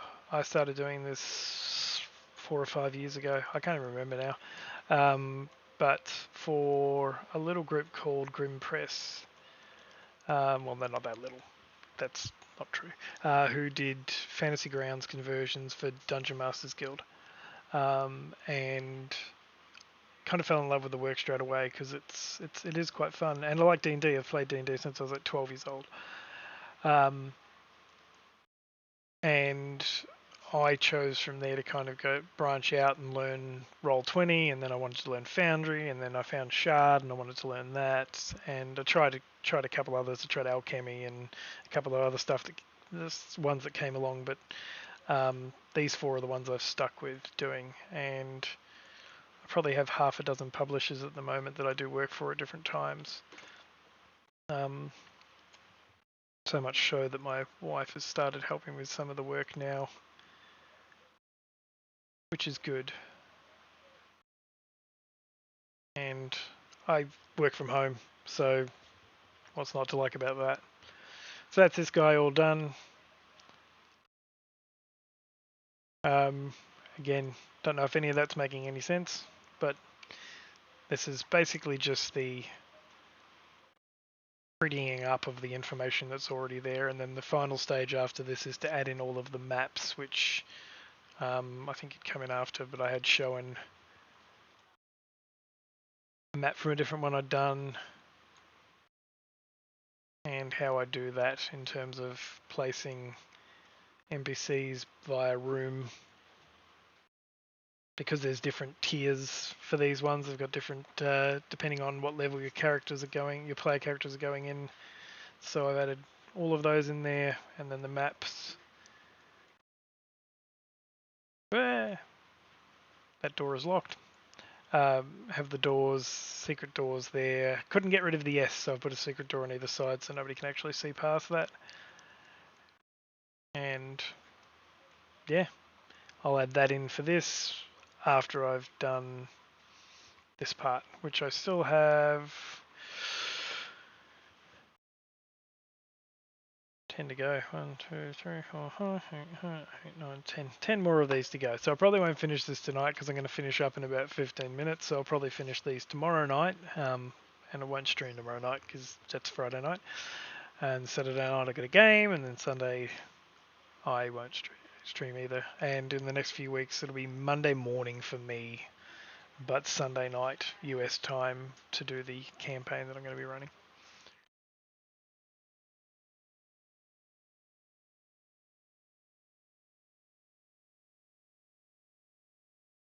Alright, so there I'm just linking in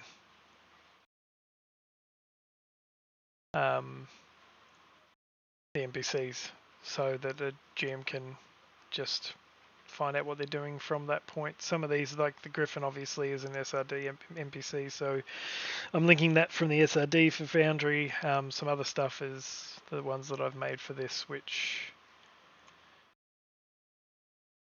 are all these guys that come from this that I'd already made previously. All their equipment, their spell casting, backstories, tokens, the whole kit and caboodle. So an awful lot of work goes into doing one of these. I was once told that I do nothing but copy paste, and I laughed a little bit because I wish that's all I did.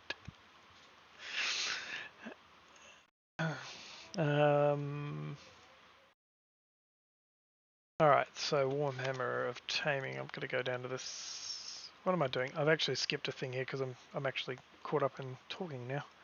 It's good to know that there's somebody there because I've been kind of rambling the entire time, but to myself, I think.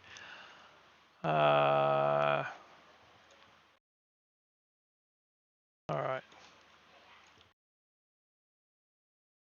Just going to add that in there, which will give me the little white box, which watch for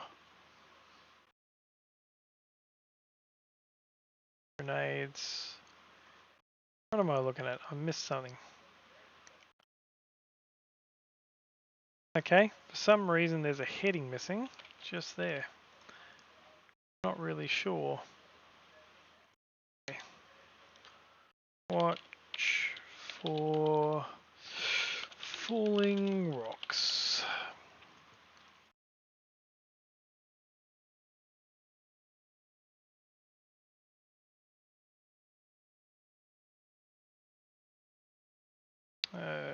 Put that down a little bit. Alright, so again, just going to link the actual item to that.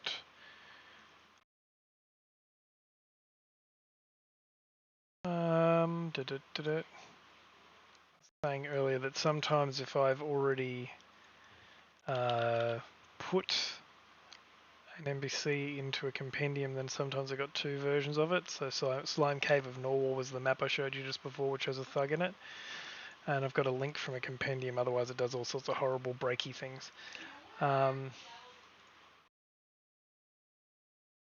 Alright.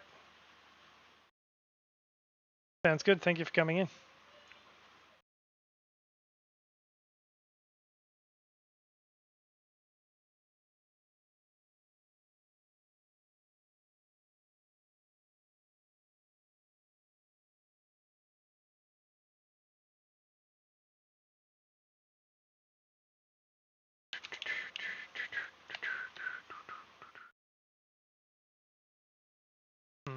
That's that three-letter one again. That.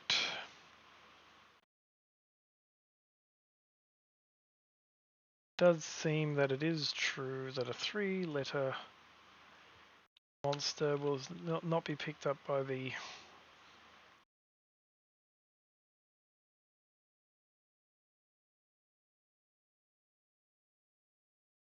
grenades.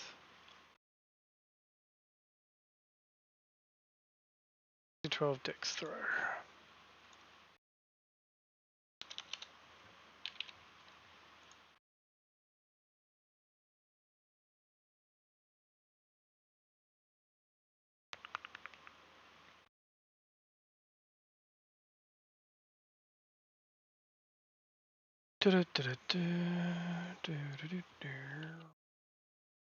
Suffering 2d6 piercing damage.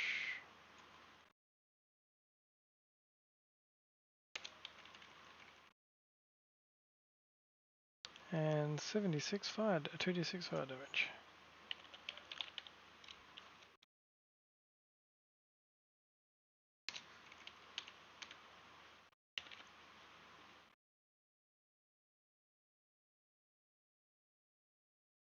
Alright, so that's the equipment for that guy done. That was quite detailed for equipment compared to some of the others. That seemed like it was a lot, but maybe... No, so that's alright. We forgot to come in up here and go, who is Scourge, and add a picture of Angela Long Tunnel.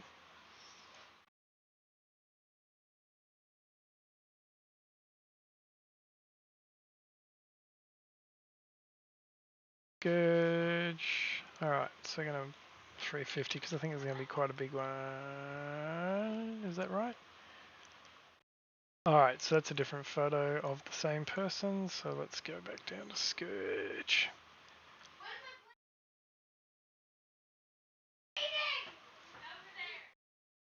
Griffin, maybe. Griffin Rider? Dean Spencer.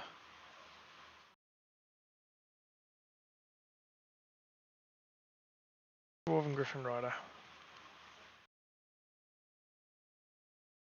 Oop, I'm going to delete that one. I'm going to make that one a bit bigger because that's a bit too small. Height 400. That's better. Alright, so we've got her Scourge in your game. Okay, so personality, equipment, bricks, grenades, treasure.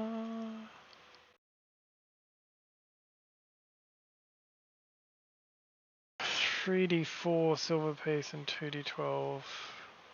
I think I was able to do that. That had to be done manually. Award.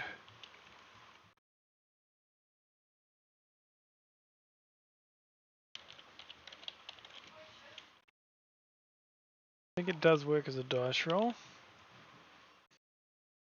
Actually, I think it was also there's no space between. There's just this. I think. Yep, there we go. Okay, that's how we did that. So you can do dice roll treasure rewards if you just do that, but just remember there's no comma in between those. I think I had that problem the first couple of times I was trying to get that to work, and I was like, it wasn't working, and then I realized that I kept putting a comma there, and it was not liking that.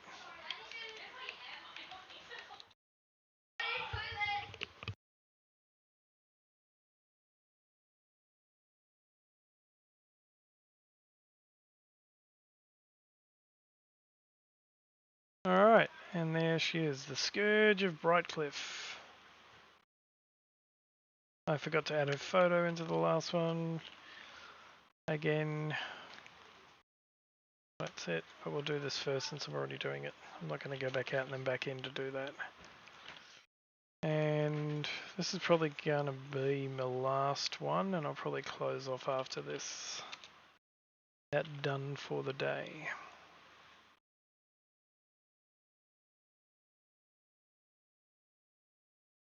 Let's say I've already been working off stream for parts of the day as well, so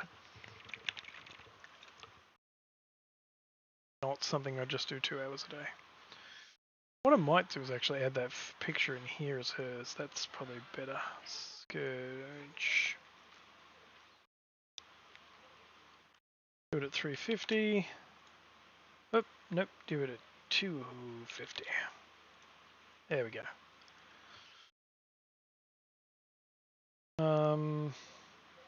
Right, Clefairy.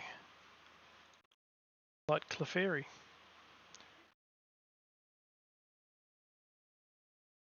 Nope, no atting, just 4, 5, 6, 7, 8, 9, 10. Okay, 10 areas. 6, 7, 8, 9, and 10. Alright, again, always like to put the map there. So this is called Brightcliff area. So that, there you go, Brightcliff DM colour. Undone, and now it's just a matter of going through and adding in these. DC 14 Wisdom Perception check. 14.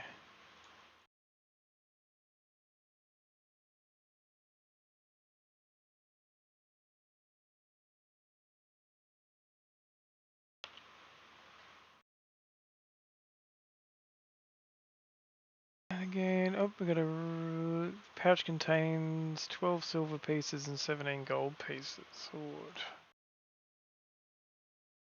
17 gold. Oop, what did I do? I've turned something off. Up. Hit the wrong button. And I've actually changed it. That's what I did. I changed it to a different thing.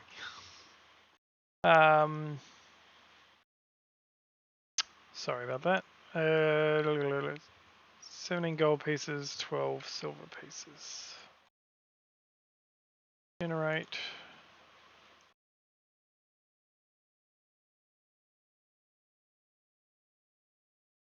I'm going to put it the other way around, but I think it's better the other way around anyway. As well as a ring of feather falling. That should come straight up.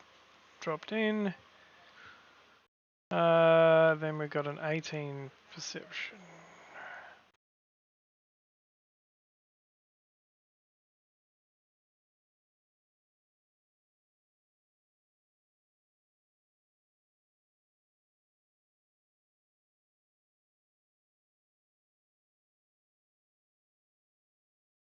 We got 16 dexterity saving throw, strength check, 8 con, 18 dexterity saving throw, and a lot of things. There's quite a bit in this bat cave.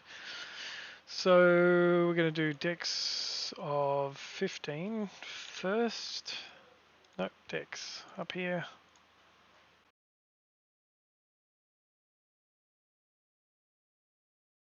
Every single time I do a new one, there's something like a new product.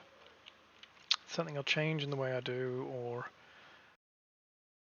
add something, remove something. This is damage. Something. Always trying to improve the end result. But definitely, if anybody ever watches this and after the fact and is like, "Oh, I've got a better way of doing that," please let me know.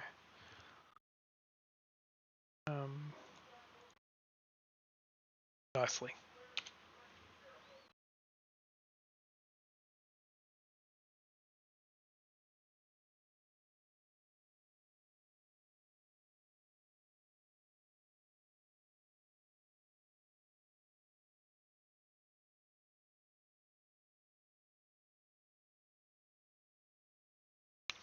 DC 20 strength check.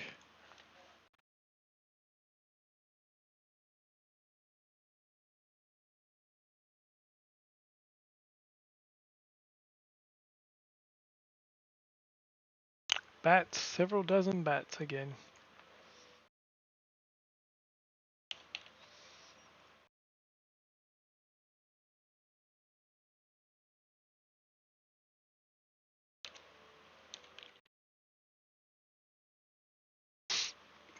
DC 8 con, saving throw. Saving throw 8. DC 8? That's going to be a DC 18. Like, there is literally no way to do a DC 8 con saving throw at any level. Like, there's pretty much no way to fail that. And considering the other...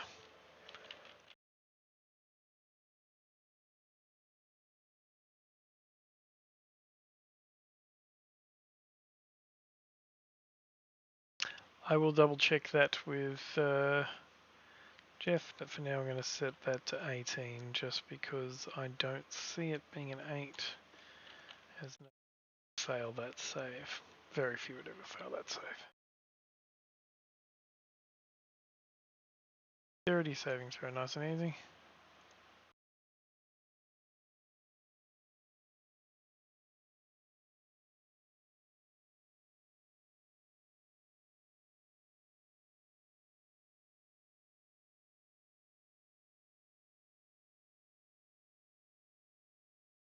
And then just add the damage, which I actually spelt right, so yay. Fire damage on a fail half. Perception of 10. It's low.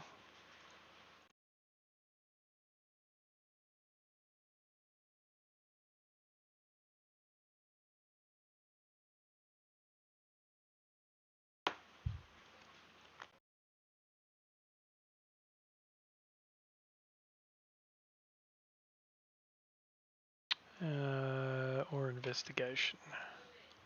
Oh, those double ones, but I just put that as two separate rather than abbreviated because it doesn't really work to not do that. I'm right.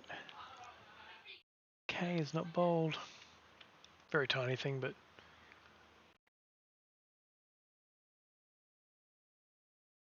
and save.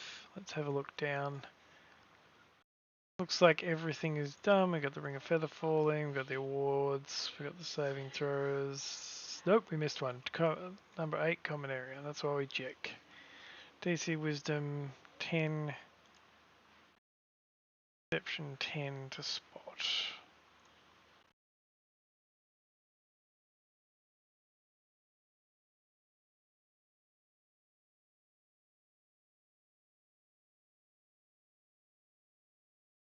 Again with that, just nope, don't want to bold that. There we go. Alright, that's now done, and then the final thing again is to remove the borders from the image. Which I'm going to do right now here. I'm going to double check. Now there's no more art there, so that's that one. Then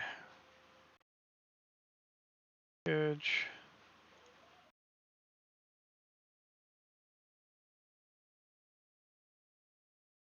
This one's going to have the same problem as an earlier one where it's going to sit higher even when I put it to the right.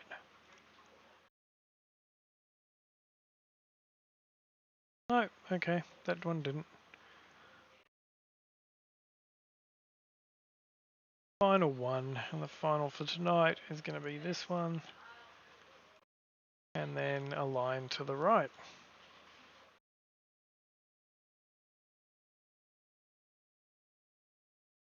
And there is the Scourge of Bright Cliff in all her glory. Alright, well, that is where I'm going to end. It's on 9 o'clock, so thank you for anybody who did come in. Thank you for the chat. Shilakand. And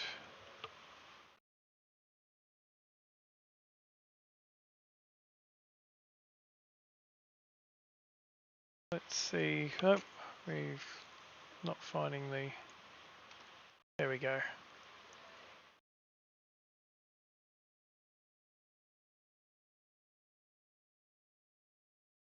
I don't know, we got the off-grid gamer thing there. That's from many years ago, so I need to change that at some point. Still poking up every now and then. So yes, again, thank you for those who came in and checked it out, and I will see you next time. As I said, within probably, well, hopefully within a few weeks. I've still got to get all the players in place. I've got 4 that are fairly certain now, and hopefully I can get a couple more. I'd like to run 6 players. Crown of the Oathbreaker and Torrents of the Spellhoarder are gigantic adventures that I'm going to run back to back. They run from 1 to 20. Well, I'm going to run them from 1 to 20. Crown of the Oathbreaker technically runs from 4 or 5, but I'm going to run them from 1. And the first book, Crown of the Oathbreaker, is 916 pages, and Torrent of the Spellholder is about 530. So I expect it to be quite a long spirit of campaign. So hopefully that'll be Mondays for me, but Sunday Eastern Standard Time, 7 p.m. for America, where most of the players are going to be, and then on Australia AEDT, 7 or 9 on Tuesday, Wednesday, Thursday is when I will be running these little streams of me converting stuff for different publishers that have agreed to allow me to do that, so that people can see what goes on to actually make a VTT product work. So thank you again. Have a good night. Next time.